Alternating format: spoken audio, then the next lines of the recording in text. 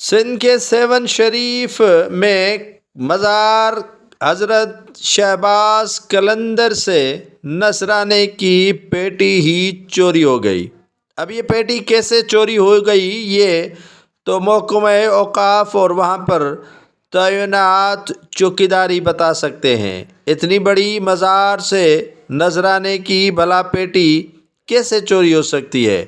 محکمہ اوقاف کے سابق مینیجر نے زیورات جن کی مالیت 1,23,00,000 بتائی جا رہی ہے وہ بھی 2023 میں چوری کیے تھے۔ چوری کرنے کے بعد محکمہ اوقاف مینیجر پر ہوئی مہربان اور اس کا تبادلہ کر کے ایک اچھی پوسٹنگ دلا دی سابق مینیجر درگاہ قلندر شہباز کو۔ اب نذرانے کی پیٹی ہی ان کے باپ